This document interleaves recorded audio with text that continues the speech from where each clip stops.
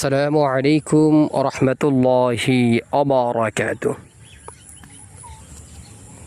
নাহমাদুহু ওয়া নুসাল্লি আলা রাসূলিহিল কারীম আম্মা বা'দ।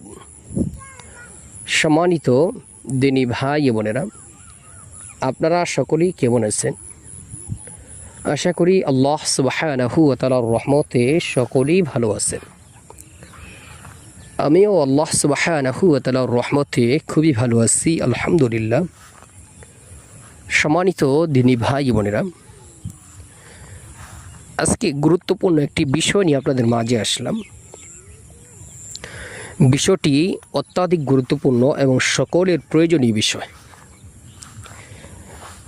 আমার চ্যানেলটি যেহেতু ডাউন হয়ে গেছে প্রায় 3-4 বছর যাবৎ, ঠিকমতো ভিডিও নিয়ে আপনাদের মাঝে আসা হয় না, হঠাৎ মাঝে মাঝে আসা হয়, আবার আসা হয় না। তো এখন থেকে যেহেতু নিয়মিত ইনশাআল্লাহ ভিডিও নিয়ে আসবো, আপনাদের মাঝে কোরআনী আমল এবং তদবির নিয়ে আসবো। তো এই জন্য আপনাদের যাদের কোরআনী আমল বা তদবিরের যদি কোনো প্রয়োজন হয়, অবশ্যই আপনারা কমেন্ট করবেন। সেই বিষয়ে যদি আমল এবং তদবির আমার জানা থাকে তো উত্তর দিয়ে দেবো ইনশাআল্লাহ, সেই বিষয়ে ভিডিও বানাবো ইনশাআল্লাহ। তো আজকে যে বিষয়টি নিয়ে আলোচনা করব, সেই বিষয়টি হইতেছে আমার আপনার সকলের শত্রু আছে। তো আমাদের শত্রুরা যাতে আমাদের কোনো ক্ষতি করতে না পারে এবং আমাদের আহাল পরিবার পরিজন যারা আছে তাদেরও যেন কোনো ক্ষতি করতে না পারে, এই জন্য কী আমল করব। আজকের আমলের বিষয় হইতেছে এই আমলটি করলে শত্রু আমাদের এবং আমাদের পরিবারের কারোই কোনো ক্ষতি করতে পারবে না ইনশাআল্লাহ। এই আমল করলে আপনারও কোনো ক্ষতি করতে পারবে না, আপনার পরিবার যারা আছে তাদেরও কোনো ক্ষতি করতে পারবে না, আপনার শত্রু যারা আছে। তাহলে আসলেই আশা করি বুঝতে পারছেন যে আমলটি কতটা গুরুত্বপূর্ণ। এই আমলটি হাদিসের মধ্যেও আছে, এই জন্য এই আমলটি আমরা সকলেই করব। কিভাবে কি আমল করব চলুন আমরা জেনে নিই। ছোট্ট একটা আমলটি হইতেছে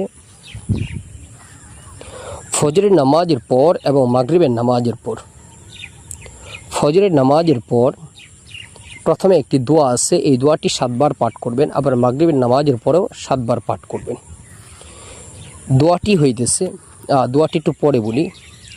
এরপর আরেকটা আমল হইতেছে, দোয়ার আমল শেষ করার পরে এরপর আয়াতুল কুরসি একবার পাঠ করবেন, সূরা ইখলাস, সূরা ফালাক, সূরা নাস পাঠ করে 2 হাতের তালুতে ফু দিয়ে পুরা শরীরটাকে মাসেহ করে নেবেন সকাল সন্ধ্যা, ফজর পর মাগরিবের পর। এবার আসুন দোয়াটি আমি আপনাদেরকে বলে দিতেছি। দোয়াটি কি?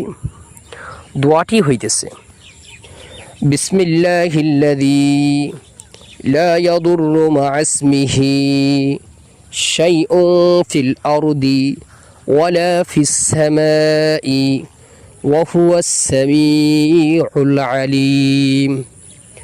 আবার বলি, বিসমিল্লাহিল্লাযী লা ইয়াদুররু মা ইসমিহি শাইউন ফিল আরদি ওয়ালা ফিস সামাই ওয়া হুয়াস সামিউল আলিম।